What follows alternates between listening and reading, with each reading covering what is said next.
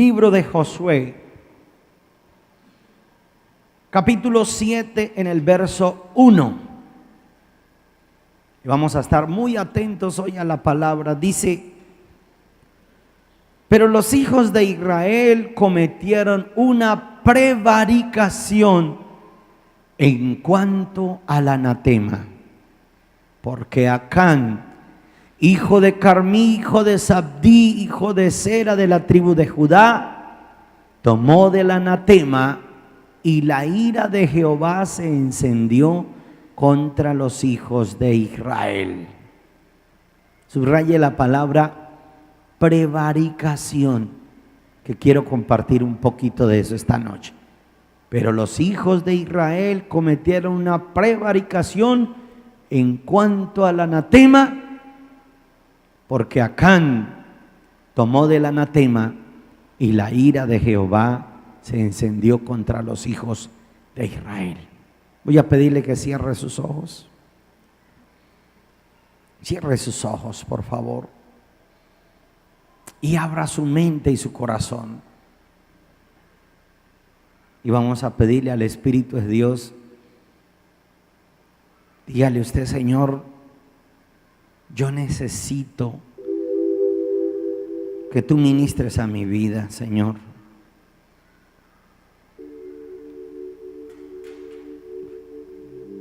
Papito Dios, yo quiero compartir la palabra a tu iglesia, pero sé que en mis fuerzas es imposible. Señor, yo te pido que me uses esta noche y que abras el entendimiento de cada uno de mis hermanos y podamos entender el mensaje que tú quieres darnos. Papito Dios, ponemos en tus manos este tiempo. Háblanos. Dígale a Dios: háblame, ministrame, Señor. Te lo pedimos, Dios, y que jamás salgamos como entramos. Te lo pedimos, Señor, en el nombre de Jesús. Gracias, Señor. Amén y amén. El tema que voy a compartir esta noche lo titulé: el poder de la redención financiera. ¿Cómo se llama el tema de esta noche? El poder de la redención financiera. Cierto famoso filántropo incrédulo ordenó a sus empleados un sábado que el domingo por la mañana fuesen al puerto para descargar un buque recién llegado. Un joven escribiente suyo le contestó tranquilamente: señor G, dándole un nombre a este señor, no puedo trabajar los domingos. Yo soy de una congregación y debo congregarme el día domingo. El señor G le dije: ¿ya conoce usted el reglamento?, le contestó. Sí, señor, lo conozco. Y aunque soy el sostén de mi anciana madre, no puedo trabajar los domingos. Bueno, pues suba al despacho y el cajero le entregará su cheque, su cuenta, dijo el señor G. Por espacio de 3 semanas anduvo el joven buscando trabajo. Cierto día se presentó un banquero al incrédulo señor G, preguntándole si podía o conocía y le podía recomendar una persona que fuera honesta, íntegra, de principios, porque iba a abrirse un banco, una oficina en esa ciudad, y que fuera fiel. El incrédulo mencionó al joven que había despedido, recomendándolo como persona a propósito. Pero le dijo el banquero: pero si usted lo despidió, señor G. Respondió el señor G, dijo: sí, lo despedí porque no me quería trabajar los domingos. Pero un hombre que puede perder su puesto por no violentar sus principios, servirá bien de cajero y de toda su confianza todos los días de su vida. ¿Cuántos dirían amén a esto? ¿Cuántos le dan un aplauso al Rey de Reyes?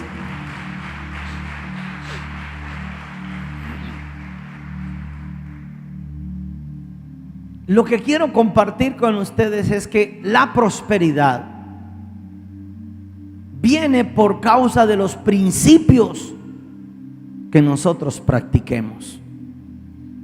Hay una ley en el universo y dice las escrituras, creo que es Deuteronomio 8:29, si no estoy mal, dice: mientras la tierra permanezca, existirán el día y la noche, el frío y el calor, el invierno y el verano, pero dice la siembra y la cosecha. De modo que si nosotros sembramos en principios, los principios harán que la prosperidad me alcance y Dios me bendiga. Los llevé al libro de Josué capítulo 1, en el versículo 7, donde dice que el pueblo de Israel había prevaricado. Y yo quiero enseñarles qué es prevaricato, el significado bíblico de prevaricar. ¿Qué es prevaricar? Los abogados saben mucho de esto. Prevaricar bíblicamente se trata de oír lo que Dios dice, tener convicción de lo que Dios dice es la verdad, pero así todo, hacer caso omiso a la palabra de Dios, ya sea por terquedad, soberbia o por conveniencias personales. Entonces, analizando ¿dónde dice la escritura que el pueblo de Israel prevaricó?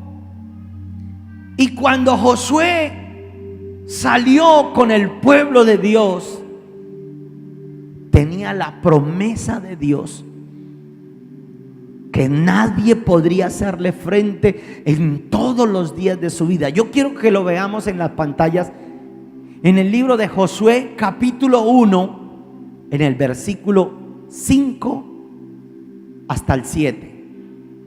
Mire la promesa que Dios le dio a Josué. Dios le dijo: nadie te podrá hacer frente en todos los días de tu vida. Como estuve con Moisés, no te dejaré ni te desampararé. Y en el verso 6 dice: esfuérzate y sé valiente, porque tú repartirás a este pueblo por heredad la tierra de la cual juré a sus padres que le daría a ellos. Verso 7: solamente esfuérzate y sé muy valiente para cuidar de hacer conforme a toda la ley que mi siervo Moisés te mandó. No te apartes de ella ni a diestra ni a siniestra, para que seas prosperado en todas las cosas que emprendas. Dios le dio la promesa a Josué que en todo lo que emprendieran nadie les haría frente. Y hermano, usted no ha escuchado esas promesas. Cuando llegamos a la iglesia, cuando venimos derrotados, yo creo que el 98% de los que estamos congregados, Dios mismo nos permitió que sufriéramos los fracasos que sufrimos, para ahí sí voltear nuestros ojos al cielo y buscarlo. Y luego de que buscamos a Dios, Dios nos da las valiosas promesas. Lo mismo que Josué: nadie te podrá hacer frente en todos los días de tu vida. Esfuérzate y sé valiente, y así harás prosperar tu camino. Josué lo creyó y emprende un reto de conquista. Ellos salen a la tierra prometida y lo primero que se encuentran es con las murallas de Jericó. Era un pueblo acorazado, amurallado, pero multimillonarios, ricos en oro, en vestidos, comida. Ustedes saben la historia, le dieron durante 7 días vueltas al lugar y el último día ellos gritaron. Y cuando gritaron, las murallas cayeron y ellos pudieron entrar y conquistar esa tierra. La palabra de Dios se cumplía. Pero resulta que había otro pueblo más pequeño y se llamaba Jai. Lo pueden encontrar en Josué capítulo 7. Y con exceso de confianza, Josué le dice al pueblo: no salgan todos, solamente salgamos con algunos pocos, conquistemos esta ciudad. Dios nos ha prometido que nadie nos podrá hacer frente. Y nos puede llegar a pasar lo mismo que cuando conocemos a Dios y vamos a un encuentro y se nos enseña a sembrar, a diezmar para la obra del Señor, a llevar a la casa de Dios las ofrendas, y tenemos la promesa. Y es probable que al principio nos vaya bien, pero de un momento a otro las cosas cambian de rumbo. Lo mismo que le pasó a Josué y a Acán. Resulta que un pueblo tan pequeño los sacó en derrota. Mataron a algunos de sus militantes y avergonzados dieron la espalda a sus enemigos, huyeron. Pero lo peor del caso no era su huida, sino que los vecinos y todos los demás pueblos se enteraran de que no eran invencibles como si Dios se lo había prometido. Porque Dios les había prometido: nadie te podrá hacer frente. Y eso era lo que la gente le tenía temor. Como cuando usted se hace cristiano y abre un negocio y empieza a irle bien y alguien le tiene envidia. Pero ellos saben que si usted está con Dios, si Dios es por nosotros, ¿quién contra nosotros? Nadie nos podrá hacer frente. ¿En qué momento entonces dejaron de cumplirse en las promesas? ¿En qué momento nosotros abrimos una puerta para que el enemigo entrara y empezara a dañar lo que Dios estaba haciendo? Eso fue lo que sucedió. Si usted lee en la historia, Josué rasga sus vestiduras, se postra de rodillas a orar, a buscar a Dios, dice la Biblia, y todos los sacerdotes y el pueblo de Dios también lo hicieron. Y Josué necesita explicaciones y le pide una explicación a Dios. La palabra que todo el mundo utiliza: Dios, ¿por qué? Así estaba Josué. Dice las escrituras, yo quiero que vaya conmigo, mire cómo dice ahí en el versículo, en los primeros versículos de Josué. Josué capítulo, 7, pero en los primeros versículos, donde Josué capítulo 7, Josué pide explicaciones. Búsquenme rápido el verso donde Josué le dice a Dios: Señor, ¿por qué retrocedimos? ¿Por qué nos vencieron? ¿Por qué no pudimos salir contra ellos? ¿Por qué tuvimos que dar la espalda? Verso 7, Josué 7:7, gracias. Y Dios tiene que contestarles: Israel ha pecado, el pueblo ha prevaricado. Por eso no pudieron destruir a los de Jai. Por eso no pueden continuar en victoria. Josué tenía la promesa. Había santificado al pueblo antes de cruzar el Jordán. El pueblo se había santificado, y cuando se santificaron, Dios le da tremenda victoria. Un pueblo poderoso como Jericó lo arrasaron. Pero ahora ante un pueblo pequeñito que era Jai, salieron avergonzados. Y Josué se humilla y empieza a reclamar las promesas de Dios. Señor, ¿por qué? Si tú me prometiste que nadie me podría hacer frente, Señor, ¿por qué? Y es impactante. ¿Sabe qué me impacta? Que con un solo hombre, Acán tenía un pecado oculto. Dice la Biblia, Acán ocultó su pecado por cuanto Dios no les había permitido que tomaran del anatema. ¿Qué era el anatema? El anatema era de los ídolos consagrados, de los bienes consagrados, hermano, de las sectas que ellos practicaban. Que el pueblo que ellos iban a conquistar tenían sus prácticas, su ocultismo. Y Dios le dijo: no tomen de ese anatema, entréguenlo, quémenlo, regálenlo, ofréndenlo. Pero hubo uno que se llenó de codicia, de avaricia. Y claro, era un lingote de oro. Cualquiera de nosotros caería con tantas necesidades. Y hermano, así puede llegar a suceder. Gente que es capaz de que empiezan a vender, hasta el alma se la venden a Satanás. Pero somos cristianos, somos hijos de Dios, sí.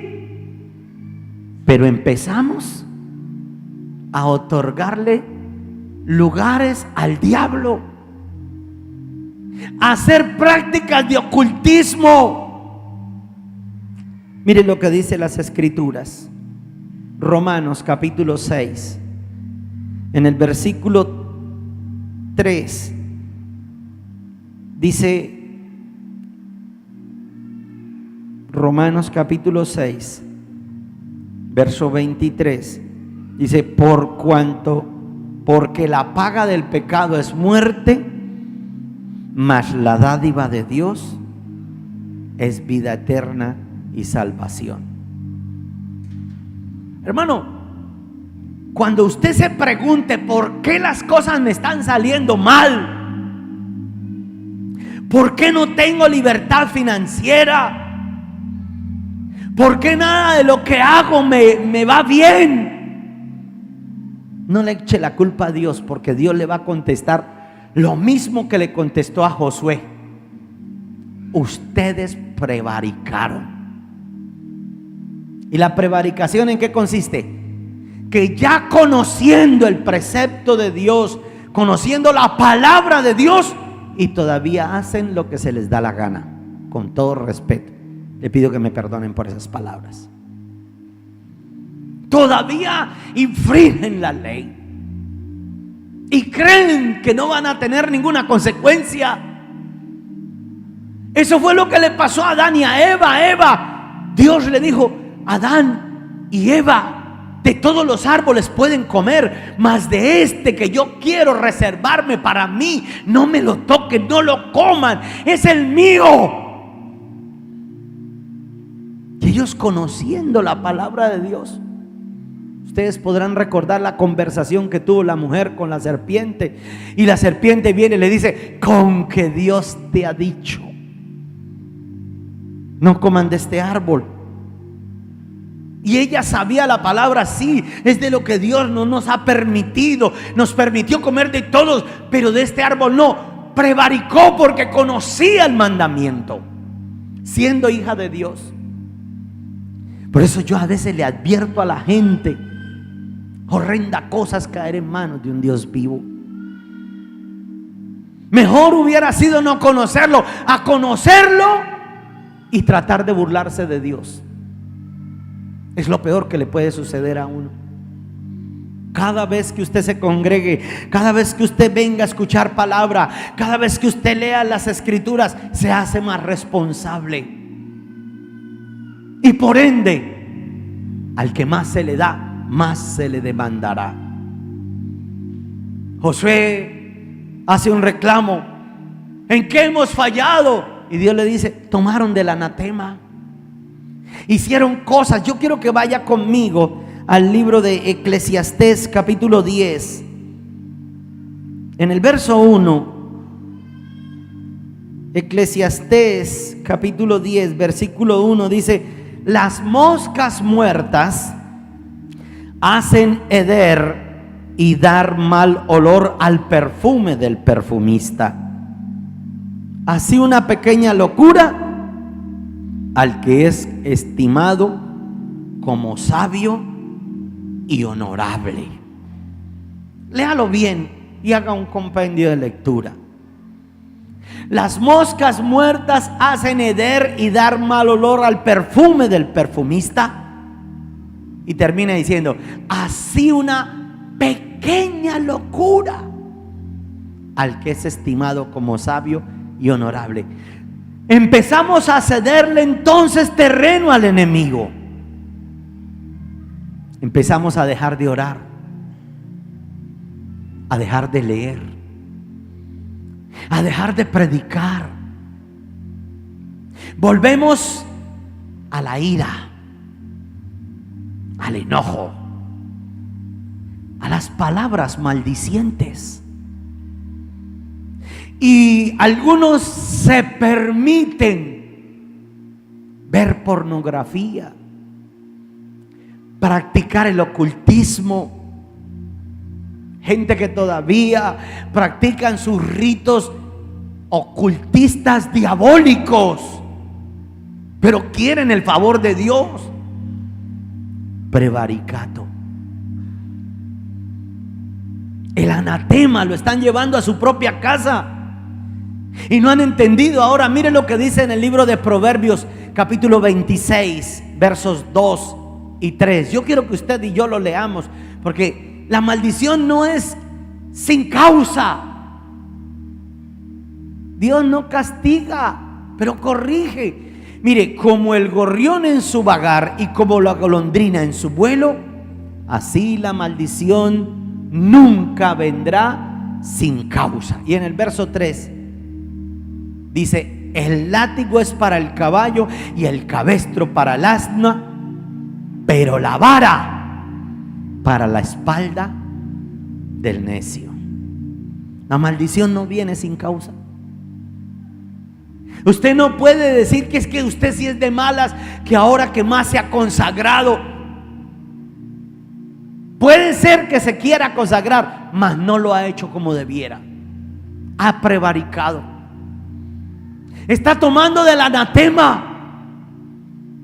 Y voy a decir cosas que parecen impresionantes. Prácticas, porque hay gente que cuando llegan a Cristo son capaces de abandonar lo que sea, pero luego con un periodo de tiempo vuelven a las prácticas, pero 7 veces peores, y aún siguen viniendo a la iglesia, pero con el anatema oculto, con el pecado oculto. Pretenden que Dios les prospere y luego le culpan a Dios, culpan al pastor, culpan a la iglesia. Es que la iglesia es la que está en maldición. Es su anatema, es su pecado oculto. Son las prácticas que estás ejecutando, que estás haciendo, y que pretendes engañar a una comunidad, pretendes engañar al pastor, a tu cónyuge, a tus hijos, pero que a Dios no puedes engañarlo jamás. Hay pecado oculto. Y lo que me impacta es que un solo hombre, uno solo, ¿cómo uno solo pudo traer maldición a todo el pueblo de Israel? ¿Sabe por qué entonces? Porque este hombre, Acán, tal vez estaba dentro del sacerdocio. No era cualquier persona. Estaba tal vez dentro del liderazgo. O como le pasó a Jonás. Jonás fue enviado a Nínive a predicar la palabra y él se fue para Tarsis. Creyó que no era pecado. Y Dios tuvo que llamarle la atención. y lo manda al vientre de un gran pez. El que sabiendo hacer lo bueno y no lo hace, le es contado por pecado. Iglesia, no es que Dios sea duro, al contrario, Dios nos perdona, Dios nos redime, Él quiere la redención. Es más, la Biblia dice que el deseo de Dios es que tú seas prosperado, que tú seas bendecido en todas las áreas de tu vida. Dios quiere bendecirte en el área familiar, en el área emocional, hasta en el área sexual, en el área económica, en el área laboral. Pero tienes que abandonar tu pecado, las cosas que has mantenido en oculto. ¿Sabe qué dice el Proverbios capítulo 28 versículo 13? El que confiesa y se aparta alcanzará la misericordia. Pero a veces guardamos el pecado oculto. ¿Y sabe cuál es el pecado oculto? El peor, el que no nos damos cuenta que estamos practicando, como el mal aliento. El mal aliento, uno como es el de uno, ay, qué rico huele, porque es el suyo. Pero usted se le acerca a alguien y le habla, y va por ahí una mosca y la derriba. Pero como es el suyo, usted no cree que tiene mal aliento. Así es el pecado oculto, como el orgullo, la altivez, la arrogancia. Voy a mostrarles algunos pecados. Quiero que vaya al libro de Colosenses capítulo 3. Colosenses capítulo 3, versos del 1 al 5. Rápidamente, póngamelo en la pantalla. Si no trajo Biblia, no importa, póngamelo en la pantalla. Colosenses dice: si pues habéis resucitado con Cristo, buscad las cosas de arriba, donde está Cristo sentado a la diestra de Dios. Verso 2: poned la mira en las cosas de arriba y no en las de la tierra. Verso 3: porque habéis muerto y vuestra vida está escondida con Cristo en Dios.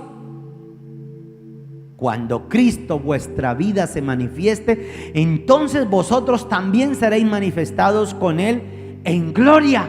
Y empieza a decir en el verso 5: haced morir pues lo terrenal. ¿Y qué es lo terrenal? Este es el pecado oculto suyo. Léalo: fornicación, impureza, pasiones desordenadas, malos deseos y avaricia, que es idolatría. Ay, pastor, yo menos mal ya no fornico, ya no ando en impurezas. Solo Dios lo sabe si sea verdad. ¿Qué haces en oculto cuando estás solo?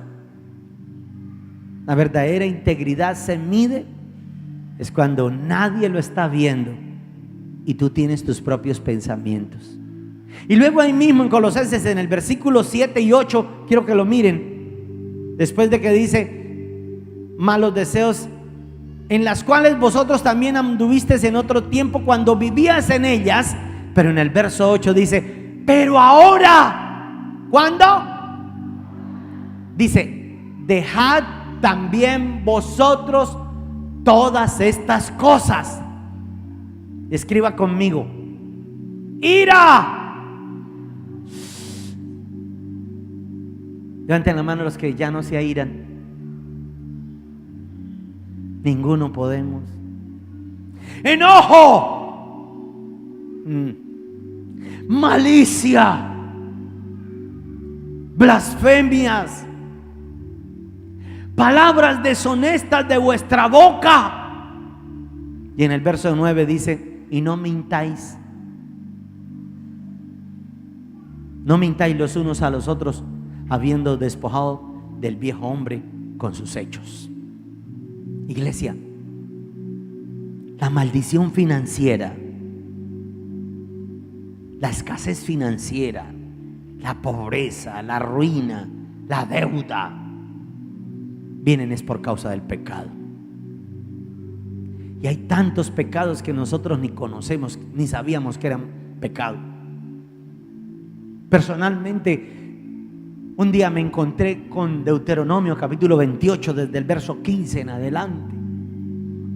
Dice: y acontecerá que si no oyes atentamente la voz de Jehová tu Dios, para guardarla y ponerla por obra, los mandamientos que yo te prescribo hoy, vendrán sobre ti todas estas maldiciones.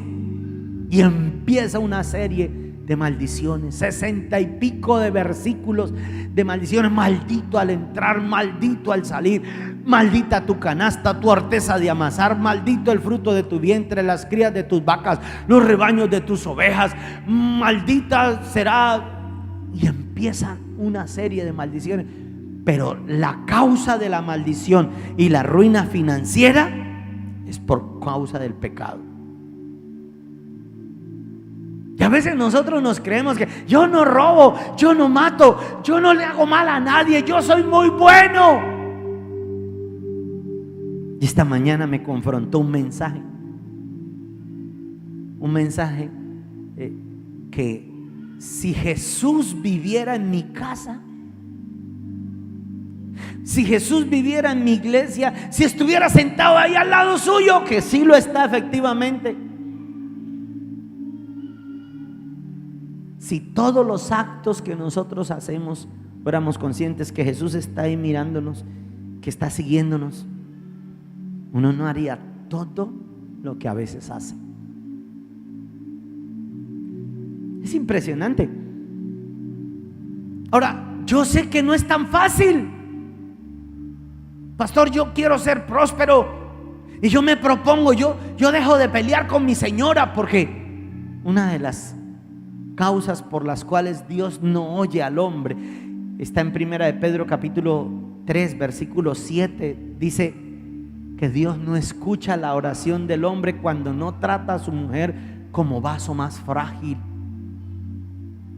Sus oraciones tienen estorbo delante de Dios y es pecado.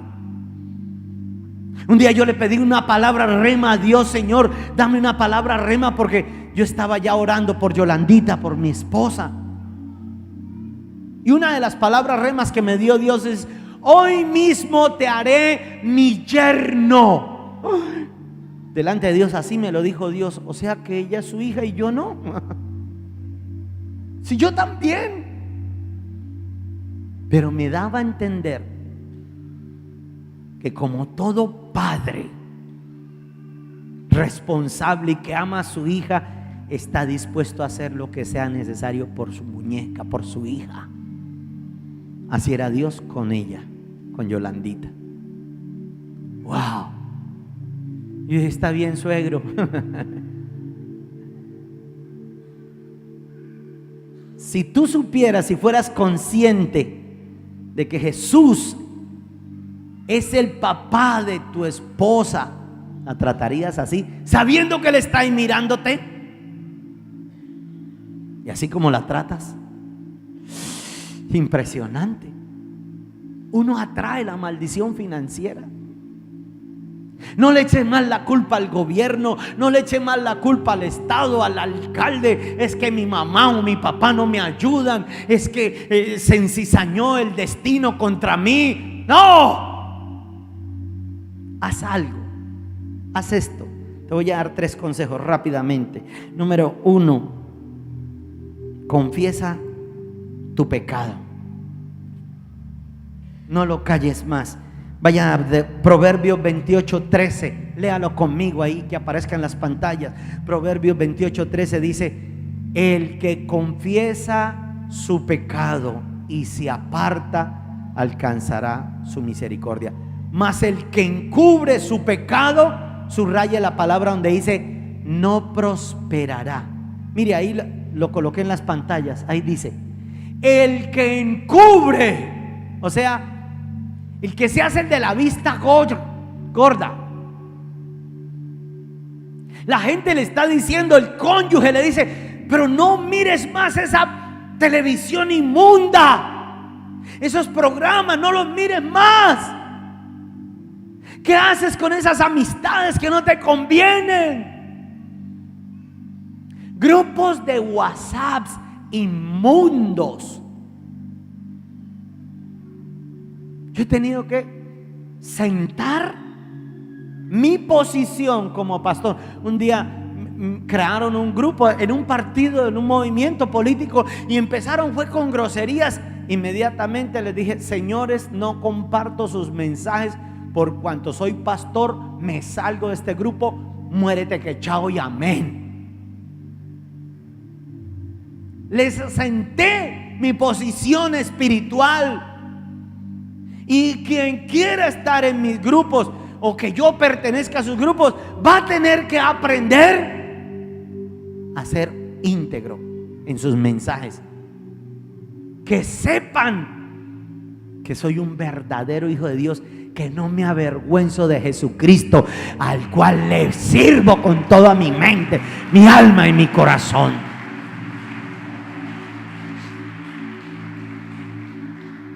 Si Dios le revisara su celular, ¿cómo lo encontraría?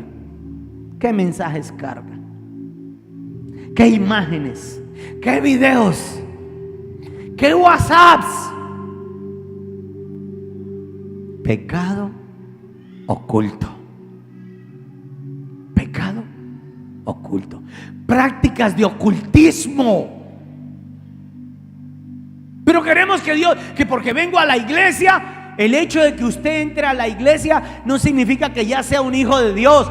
Lo mismo que meter una bicicleta en un parqueadero de un Rolls Royce. No, la bicicleta no se va a convertir en un Rolls Royce. Tienes que cambiar. Mira a la persona que está a su lado, dígale, tenemos que cambiar.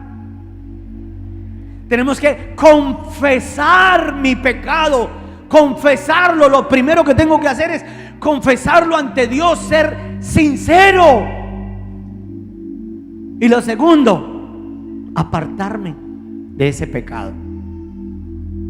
Por eso dice el proverbio, el que confiesa y se aparta.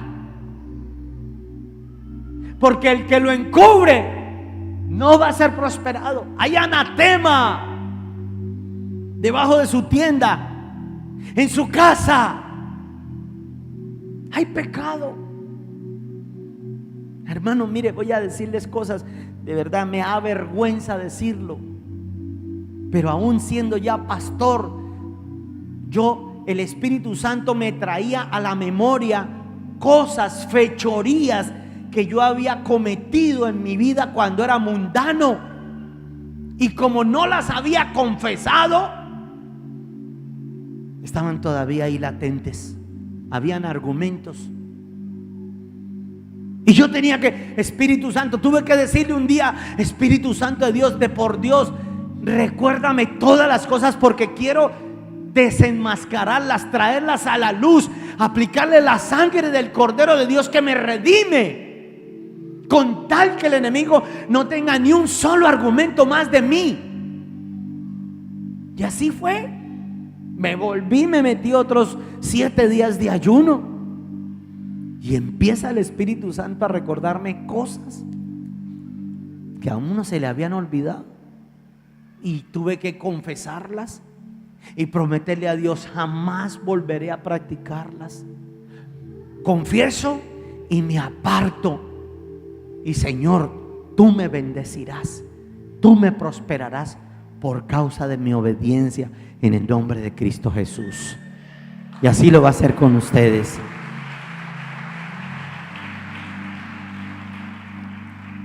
Tercero, pedir que la sangre del Cordero de Dios me redima. Por eso el título de la charla es, ¿cómo es? El poder de la redención financiera. En el libro de Efesios capítulo 1, en el verso 7, dice, en quien tenemos redención por su sangre, ahí aparece en las pantallas, el perdón de pecados según las riquezas de su gracia. Hermano, no sueñe que va a ser bendecido, enriquecido y prosperado cuando todavía hay pecado oculto en su corazón y en su vida. En serio, ya es necesario hoy cortar con el pecado. Definitivamente voy a tomar radicalmente la decisión: Señor, me aparto del pecado y me vuelvo a ti, porque ya estoy cansado con tanta escasez, cansado que no se abran puertas, cansado de las deudas, cansado de que todos los demás se dan tremendas vacaciones y pueden comprar carros y casas y pasan los años y este no. Y ahora, conociendo a Dios, voy a dejar de prevaricar. Me voy a volver de verdad a Dios. Su sangre redimirá mi pecado como si nunca antes hubiera fallado. Y al justo tú lo bendecirás, Señor. Me haré justo por la sangre que derramaste por mí en el madero de la cruz.